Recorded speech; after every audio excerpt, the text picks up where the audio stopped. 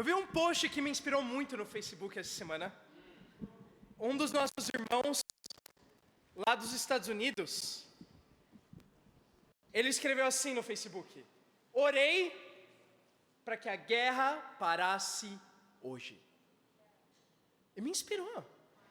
É uma fé simples, mas é uma fé poderosa. Imagina se a guerra parasse hoje, por causa de uma oração. E me inspirou tanto que eu orei por isso também. Eu orei: Deus, por favor, para com a guerra hoje. E daí eu fui no Padrão. Aí eu olhei o café, R$20. Meu Deus. Aí você vai no posto de gasolina, R$8. 1 litro de gasolina. Aí você vê tudo ficando mais caro, não é? Você olha as notícias e não, a guerra não parou. A guerra só tem ficado mais intensa e violenta e mais pessoas têm morrido. Hoje nós temos uma ameaça que nunca existiu antes na história da humanidade, de se iniciar uma guerra nuclear. Ninguém nunca ameaçou outro país com uma arma nuclear, como foi feito agora pelo Putin na Rússia. A terceira guerra mundial, se ela chega nessa proporção, ela pode talvez devastar a humanidade. Então é algo muito louco. E às vezes eu fiquei me perguntando, por que às vezes a gente ora a Deus sobre coisas que Deus, Ele quer fazer, Ele quer parar a guerra, não é? Mas não acontece, parece. E daí, me veio esse conceito, que eu queria que a gente pudesse aprender juntos hoje, em Atos capítulo 9, que a gente vai estudar. Que é que Deus, Ele não muda as circunstâncias, mas Ele usa as circunstâncias para mudar você. Então, sim, Deus ainda está usando circunstâncias terríveis que estão acontecendo agora para mudar corações, inclusive os nossos irmãos. Mas hoje nós vamos ver na Bíblia, então, será que é possível Deus não só mudar os nossos corações, mas também mudar as circunstâncias e parar a guerra? É o que a gente vai aprender em Atos 9, título de hoje: Como parar a guerra. Vamos lá, irmãos. Atos 9, versículo 1. Enquanto vocês abrem, a gente vai fazer uma oração. Querido Deus e Pai, nós vemos aqui na sua presença agora. Queremos suplicar ao Senhor, por favor, Pai, para a guerra hoje. A gente sabe que o Senhor tem poder, ainda sobre as autoridades do mundo. Pai, cada autoridade no mundo está debaixo do Senhor.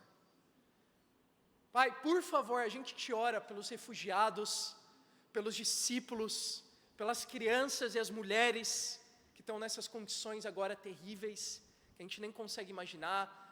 Pai, hoje temos uma boa notícia, que é a igreja que começou lá na Polônia, em Varsóvia. E também a igreja, uma nova igreja agora na Ucrânia também, em Lviv. Pai, tem esperança no mundo. E claro, o Senhor tem usado ainda essas situações para mudar os corações dos discípulos, mas muda também os nossos corações aqui. Ainda que a gente está longe da guerra, Pai, eu te oro que o Senhor abra os nossos olhos para a guerra espiritual que está acontecendo. Pai, te amamos e oramos em nome de Jesus, seu Filho. Amém. Atos capítulo 9. Vamos ver hoje como parar a guerra. Versículo 1. Enquanto isso, Saulo ainda respirava ameaças de morte contra os discípulos do Senhor. Dirigindo-se ao sumo sacerdote, pediu-lhe cartas para as sinagogas de Damasco, de maneira que, caso encontrasse ali homens ou mulheres que pertencessem ao caminho, pudesse levá-los presos para Jerusalém. Se a gente recordar um pouco os últimos capítulos de Atos, nós vimos que depois da morte de Estevão, uma grande perseguição em massa começou a acontecer contra os discípulos em Jerusalém, a ponto que só ficaram os apóstolos em Jerusalém, e os outros foram dispersos não porque eles estavam com medo, mas porque eles queriam pregar a palavra de Deus. E nós vimos isso, que os perseguidores da igreja, eles ficaram ainda mais enfurecidos. E um dos maiores perseguidores nesse momento chamava Paulo.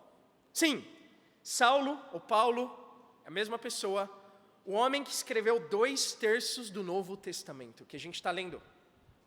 Esse mesmo Paulo, a Bíblia escreve como um dos maiores perseguidores do cristianismo, nesse momento. A Bíblia fala, olha que intenso, ele respirava ameaças de morte.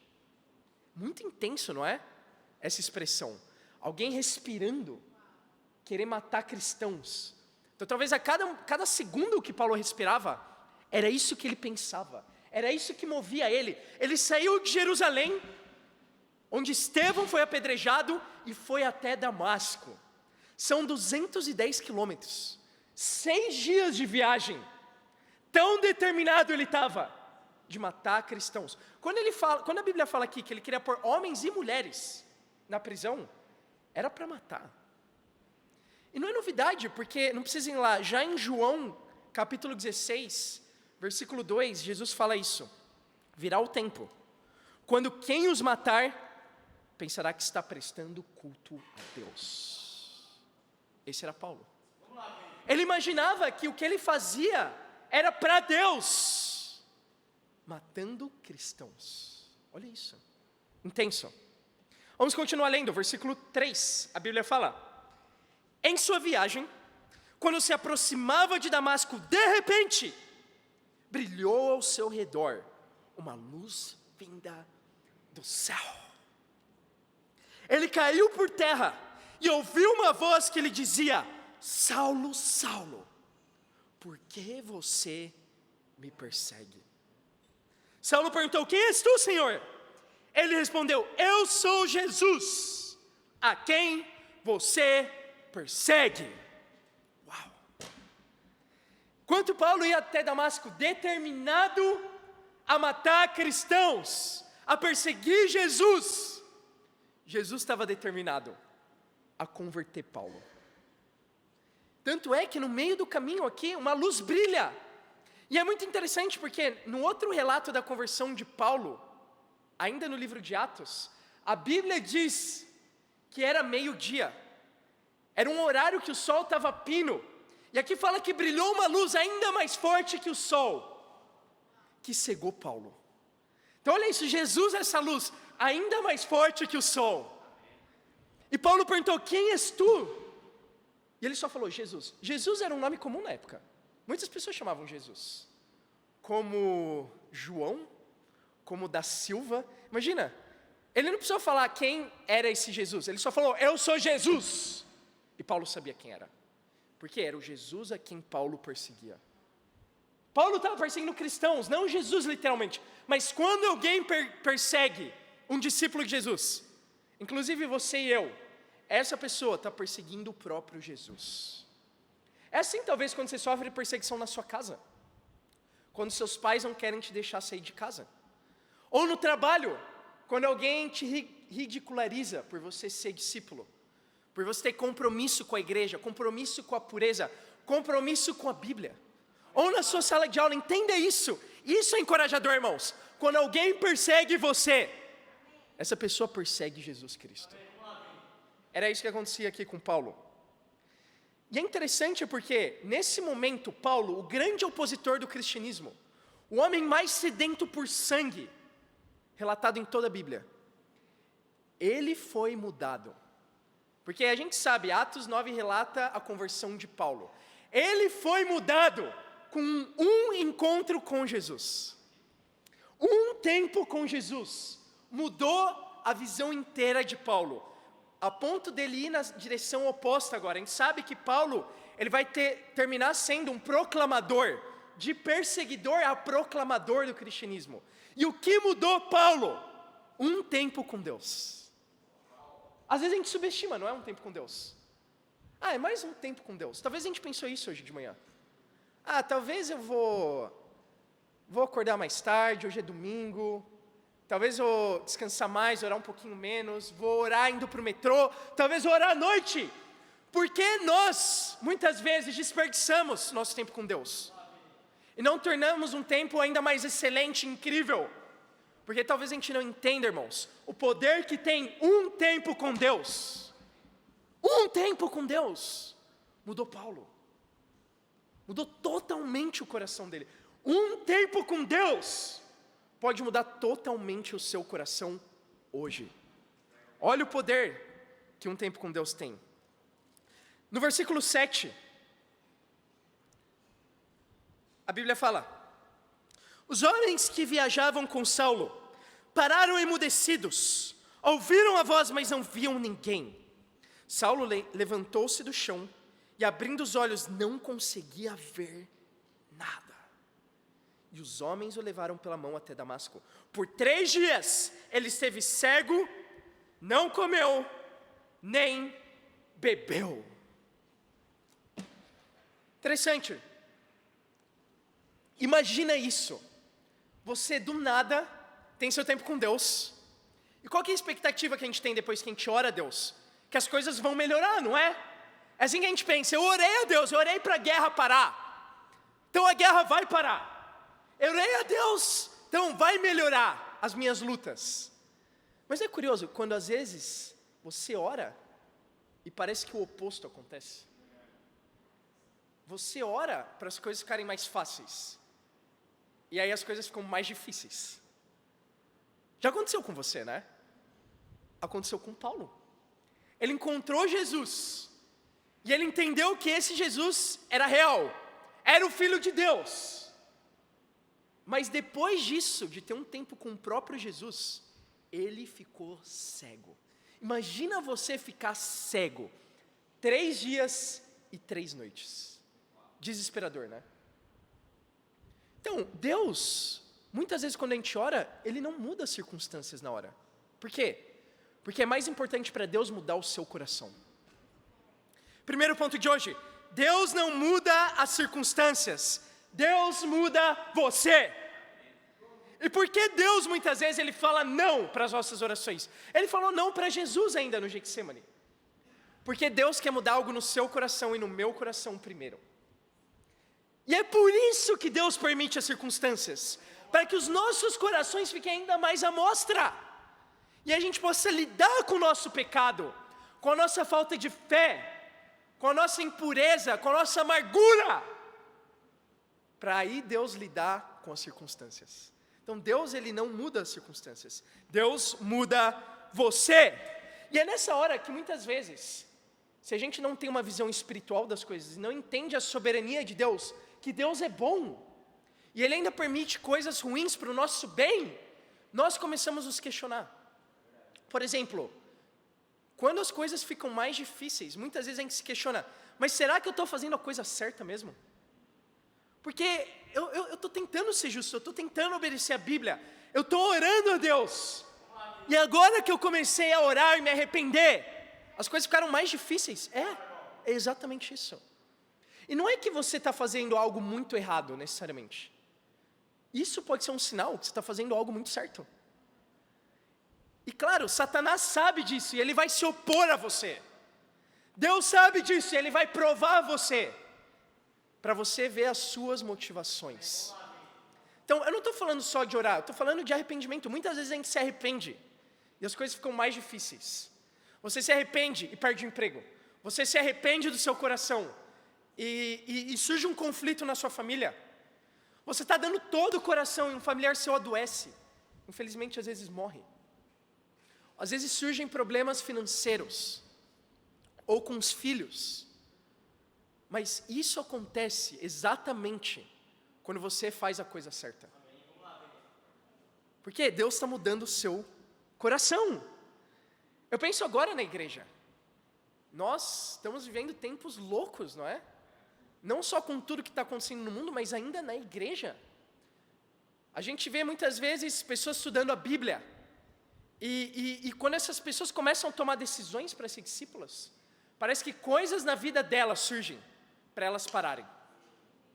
Mas aí a gente precisa mostrar as Escrituras, como a de Paulo aqui. Paulo estava estudando a Bíblia aqui, e as coisas ficaram mais difíceis para ele. Não pode ser novidade. E a gente tem que dar essa fé por meio das Escrituras para as pessoas estudando a Bíblia. Mas primeiro a gente precisa entender o que Deus quer fazer com isso. E nas nossas vidas também. Então, nós estamos sendo zelosos, irmãos. Eu fico muito inspirado pela igreja. cada culto temos mais e mais discípulos presencialmente. Nós estamos lutando para estar unidos como família. A gente está fazendo uma campanha para a conferência como igreja, para conquistar almas para Deus. E olha só, talvez no seu bate-papo, tem alguém que ficou mal espiritualmente essa semana. Tem alguém que não veio hoje no culto. Talvez no seu coração surgiram lutas hoje. Talvez você está indignado com alguém da igreja, por alguém ter pecado contra você. E essa pessoa está indignada com você porque você pecou contra ela. Mas por que essas coisas surgem? Porque Deus, Ele quer mudar o nosso coração. Deus, Ele sabe já quão incrível vai ser a conferência, irmãos. E a gente não pode minimizar isso. Em 3 semanas, nós vamos ver um monte de batismos. Pessoas sendo restauradas para Deus. Nós vamos ser inspirados pela palavra de Deus. Vamos ver pregadores que Deus tem usado de uma forma incrível na América Latina. Implantando igrejas, salvando almas. Nós vamos conhecer irmãos que a gente nunca viu. Lá do Peru, lá da Colômbia, da Bolívia agora.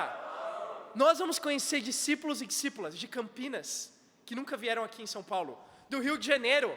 Vamos ser discípulos do Chile, do México, dos Estados Unidos. Vamos ter ainda uma discípula de Londres. Talvez vai deixar o Lucas animado, não é? Que a Ana vai vir para São Paulo. Irmãos, olha isso. Vamos ter um time missionário sendo enviado. Então Deus já sabe que vai ser algo grandioso. Satanás também. Por isso que Satanás está nos atacando agora. Deus está nos provando agora. Por quê? Porque tem algo grandioso pela frente. Vocês estão comigo? Entenda isso. Deus, Ele quer mudar os nossos corações, para daí mudar as circunstâncias. Por isso que Deus não muda as circunstâncias num primeiro momento. Vamos ver com Paulo como foi.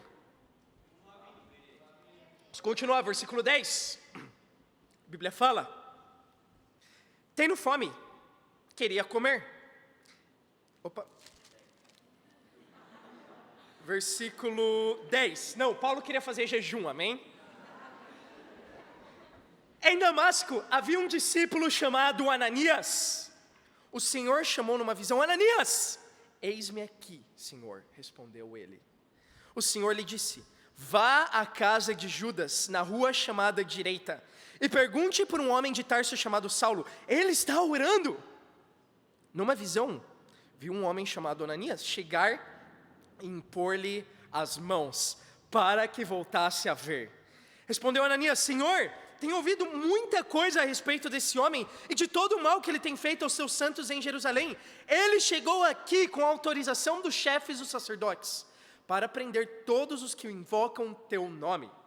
Mas o Senhor disse a Ananias: vá, esse homem é meu instrumento escolhido para levar o meu nome perante os gentios e os seus reis, e perante o povo de Israel. Mostrarei a ele o quanto deve sofrer pelo meu nome. Então Ananias foi, entrou na casa, pôs as mãos sobre Saulo e disse: irmão Saulo, o Senhor Jesus, que lhe apareceu no caminho por onde você vinha, enviou-me para que você volte a ver e seja cheio do Espírito Santo. E imediatamente algo como escamas caiu dos olhos de Saulo e ele passou a ver novamente. Levantando-se, foi batizado e depois de comer, recuperou as forças. Nada que um pouco de comida não resolva, né? A Bíblia diz que Paulo comeu e recuperou as forças. Fisicamente falando. Porque espiritualmente ele foi batizado. E essa é a conversão de Paulo. Quando ele vai até Ananias e obedece à visão de Jesus, encontra Ananias, que prega a palavra de Deus para ele e batiza Paulo. Que incrível escritura, irmãos. Nós vemos um milagre acontecer. Cada conversão é um milagre. Não existe história de conversão chata. Isso é algo que não existe. Imagina isso, olha que louco. Em um capítulo, tinha um homem perseguindo os cristãos prendendo cristãos, indo até Damasco, viagem de 6 dias, ele fica cego. Ele fica 3 dias sem comer nem beber. Ele acha um homem chamado Ananias, e Ananias teve um tempo com Deus também, amém? E nesse tempo com Deus, Jesus falou, vai e fala com Paulo. Ele resistiu um pouquinho, mas ele decidiu ir obedecer, porque Jesus falou, vai logo, fica quieto, Ananias. Ele vai, só que nesse momento Paulo estava orando e ele estava tendo uma visão sobre Ananias. Então tem um negócio muito louco acontecendo aqui. Aí os dois se encontram, Ananias fica com medo, porque ele tinha ouvido falar que Paulo tinha matado cristãos. Imagina ter que estudar a Bíblia com esse cara. Imagina, o exterminador de cristãos. Eu ia mandar o Lucas estudar com Paulo, amém? Falar, vai lá Lucas, faz um bom trabalho. E ele foi lá, batizou Paulo, olha que incrível, irmãos. O que acontece? Então não existe uma história de conversão chata. Tem uma irmã nossa na região leste, que ela foi convertida recentemente. Olha isso, ela veio de viagem de Minas Gerais para São Paulo. E ela passou alguns dias só aqui. E ela foi e pegou um táxi. Quem estava no táxi? Márcio Barreto, que trabalha de táxi, é um discípulo da região leste. E o que um discípulo faz? Compartilha a fé. Ele chamou ela para ir no culto e estudar a Bíblia. Ela foi, começou a estudar a Bíblia e foi batizada. Amém.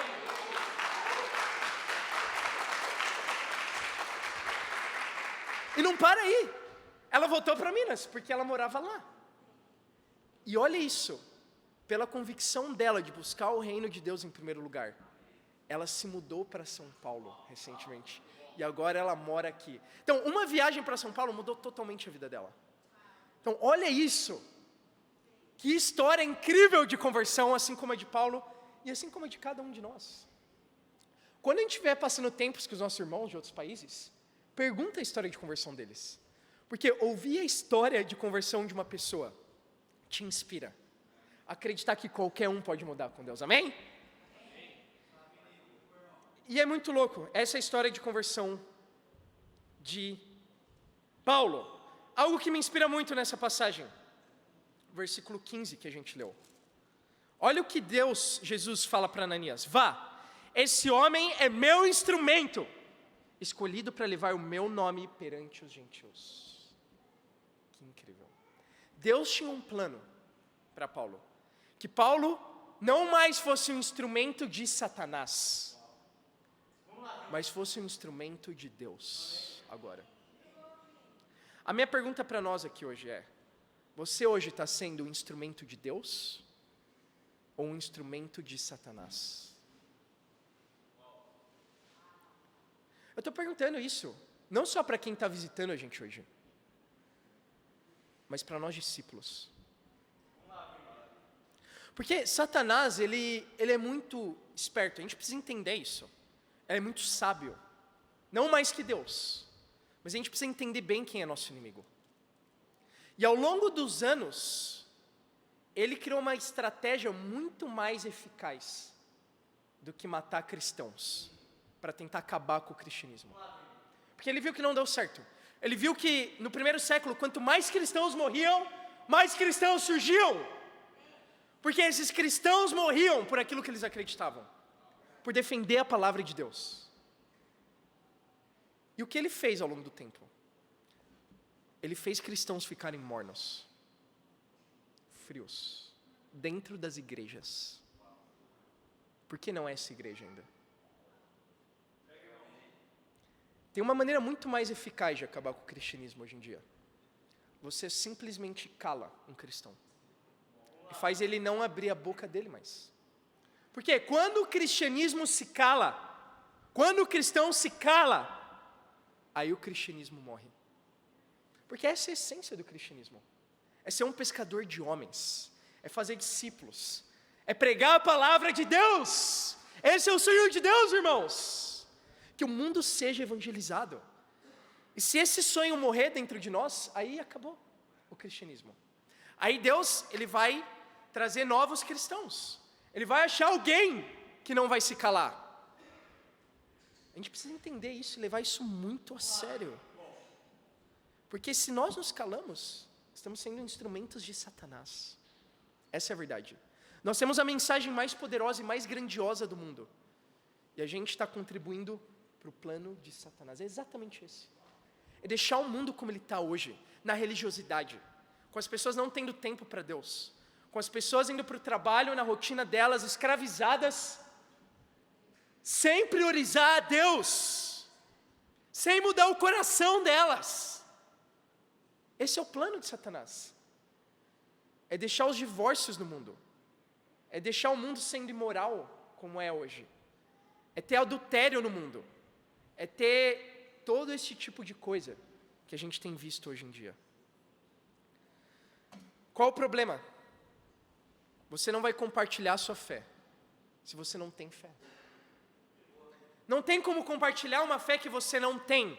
Então talvez é isso que nós temos que mudar hoje. E é isso o que Deus quer produzir na gente com todas essas circunstâncias no mundo agora acontecendo. Ele quer ajudar a gente a ter fé. Vocês estão comigo, irmãos? Isso vai levar a gente para o nosso segundo e último ponto. Deus muda você, você muda as circunstâncias. Vamos continuar lendo. Atos 9, versículo 21. Aliás, versículo 19. Fala, Saulo passou vários dias com os discípulos em Damasco. Versículo 20. Logo começou a pregar nas sinagogas que Jesus é o Filho de Deus. Todos os que ouviam ficavam perplexos e perguntavam, não é ali o homem que procurava destruir em Jerusalém aqueles que invocavam esse nome? E não veio para cá justamente para levá-los presos aos chefes dos sacerdotes? Todavia Saulo se fortalecia cada vez mais e confundia os judeus que viviam em Damasco, demonstrando que Jesus é o Cristo. Decorrido muitos dias, os judeus decidiram, de comum acordo, matá-lo. Mas Saulo ficou sabendo do plano deles. Dia e noite eles vigiavam as portas da cidade, a fim de matá-lo. Mas os seus discípulos o levaram de noite e o fizeram descer num cesto, através de uma abertura na muralha. Quando chegou a Jerusalém, tentou reunir-se aos discípulos, mas todos estavam com medo dele. Os discípulos. Não acreditando que fosse realmente um discípulo. Então Barnabé o levou aos apóstolos, eles contou como no caminho Saulo vira o Senhor que lhe falara, e como em Damasco ele havia pregado corajosamente em nome de Jesus. Assim Saulo ficou com eles e andavam com liberdade em Jerusalém, pregando corajosamente em nome do Senhor. Falava e discutia com os judeus de fala grega, mas esses tentavam matá-lo. Sabendo disso, os irmãos o levaram para Cesareia, o enviaram para Tarso. A igreja passava por um período de paz em toda a Judeia, Galileia e Samaria. Ela se edificava, e encorajada pelo Espírito Santo, crescia em número, vivendo no temor do Senhor. As circunstâncias mudaram. Olha como termina o que a gente acabou de ler. A igreja começou em guerra, e Saulo era o principal perseguidor, lembra? Discípulos estavam sendo presos e morrendo. Mas no final, aqui fala que a igreja passava por um período de paz. No final fala que a igreja se edificava pelo Espírito Santo. E a igreja que antes talvez decrescia pelas mortes, ainda que esses discípulos iam para o céu, amém? Eram pessoas que iam para a glória. Agora a igreja crescia numericamente. As circunstâncias mudaram. Por quê? Primeiro, Deus não mudou as circunstâncias. Deus mudou os corações. O coração de Paulo, o coração de Ananias e o coração dos discípulos, que não queriam acreditar que Paulo era um discípulo agora. Imagina você ter que provar que você é um discípulo. Como que você faria isso? Acho que eu ia falar dos meus pecados, né? Não, eu pecava e eu me arrependia. Não sei o que eu ia fazer. Mas Paulo, ele teve que provar que ele era um discípulo. Que louco, né? Não tinha como ele mostrar a foto do batismo dele.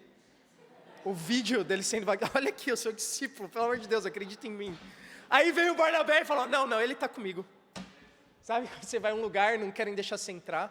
Aí fala, não, ele está comigo, pode entrar. Então, Barnabé salvou Paulo, mas no final, irmãos, algo incrível acontece.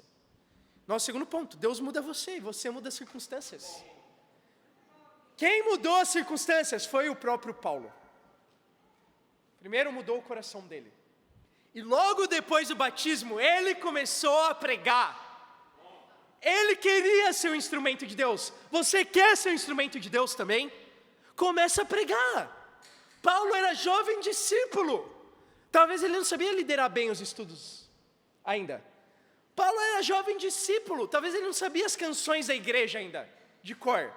Paulo era jovem discípulo. Ele nem sabia quem era discípulo. Ele nem sabia que ele era discípulo. Mas ele estava evangelizando. Que nem um louco. Por quê? Ele queria mudar as circunstâncias do mundo agora. E é isso que um discípulo de Jesus faz. Ele muda as circunstâncias. Paulo decidiu não ser mais um instrumento de Satanás, ser um instrumento de Deus. Eu penso em um antigo instrumento de Satanás, chamado Henrique Borges. Tem que falar dele todo domingo, porque cada semana o Borges faz uma coisa. Então, e ele está lá em São Carlos, ele está vendo os cultos virtualmente. Então talvez ele está vendo aqui agora eu falar dele de novo. Entende? Mas, Borges é incrível. Porque quando ele estudou a Bíblia, ele era um instrumento de Satanás. Ele não falava nem no estudo bíblico. O Miguel que estudou a Bíblia com ele falou que ele fez uma pergunta no estudo. O que ele acha da escritura que eles tinham lido. E o Borges ficou 1 minuto sem falar. Só olhando para eles. Imagina alguém 1 minuto. Eu vou ficar 1 minuto aqui parado olhando para você. Você não quer isso, né? É incômodo. E daí o Miguel perguntou, você entendeu a pergunta? E ele falou, sim. E só isso. Esse era Henrique Borges, amém? Mas o Borges mudou. Ele mudou o coração dele, agora ele está mudando as circunstâncias. Agora ele está inspirando cada um de nós a cada domingo com alguma coisa que ele faz. Essa semana, ele decidiu fazer um bate-papo em São Carlos. E às vezes você está pensando, meu bate-papo é pequeno. Só tem 2 pessoas no meu bate-papo. Só tem 3 pessoas no meu bate-papo. Acho que a gente não tem muita gente. Talvez 3 pessoas. Acho que dá para ter um visitante essa semana. Borges era um discípulo em São Carlos. Ele teve 6 visitantes essa semana. 6! Ele tirou uma foto, ele estava sorrindo na foto. Isso é um segundo milagre. Borges é uma máquina. Mas irmãos, se você já foi compartilhar a fé com ele, você vai se dar conta que ele é alguém simples. Ele não tem um plano mirabolante para convidar alguém para estudar a Bíblia. Ele só chega e fala o que tem que falar. Ele vai direto ao ponto. Mas ele não cansa de pregar a palavra de Deus. E é isso que muda as circunstâncias. É as pessoas poderem ouvir da palavra de Deus. Estudar a Bíblia também. E decidir se converter. Como Paulo e como Borges fizeram. Amém? Então, imagina isso. Se cada um de nós aqui decide ter 6 visitantes essa semana no bate-papo. Se cada um de nós decide abrir a nossa boca. E na verdade é uma questão de arrependimento isso só. De você parar de duvidar e começar a crer. A gente está tendo uma campanha ainda da conferência. E sabe qual é o desafio dessa semana? Se arrepender. É sério. Olha lá no cronograma. Primeira semana, orar a Deus radicalmente. Segunda semana, ter um amigo estudando a Bíblia. Terceira semana, ter outro amigo estudando a Bíblia. Quarta semana, que a gente está agora, se arrepender. Porque quando um discípulo se arrepende, abre a boca dele e tem fé, aí as coisas mudam. Aí as circunstâncias mudam. Aí a guerra para. Por quê? Porque Deus sai vitorioso. Claro que a guerra, o mais importante não é a guerra da Ucrânia, ainda que é importante a gente orar. O mais importante é a guerra espiritual parar. E isso só vai parar quando o mundo for evangelizado, irmãos. Mas essa conferência daqui 3 semanas é um passo importantíssimo para isso. Para Deus sair vitorioso e usar cada um de nós para dar fruto. Eu quero dar um alvo para cada bate-papo ser frutífero. Vamos lá, irmãos. Vamos acreditar que é possível. E Deus vai abençoar. Vocês estão comigo? Em conclusão, nós vimos 2 pontos hoje. Primeiro ponto, Deus ele não muda as circunstâncias, Deus muda você. Segundo ponto, Deus muda você e você muda as circunstâncias. Essa semana, completou 30 dias a guerra da Ucrânia já. 30 dias. E a guerra, como a gente falou, ficou cada vez mais intensa só. Só que hoje aconteceu um milagre. Hoje é o dia do culto inaugural de Varsóvia, na Polônia. Então hoje temos uma igreja lá. Hoje temos discípulos lá pregando a palavra. Hoje o casal que lidera essa igreja foi apontado como evangelista e conselheira de mulheres. Hoje tivemos batismos lá também. Deus está salvando. Irmãos, vamos ficar animados, porque sem dúvida, quando o mundo for evangelizado, e eu e você estiver lá para ver, porque a gente vai ver, a gente vai encontrar a paz de ter feito a vontade de Deus. E para Ele seja a glória. Amém.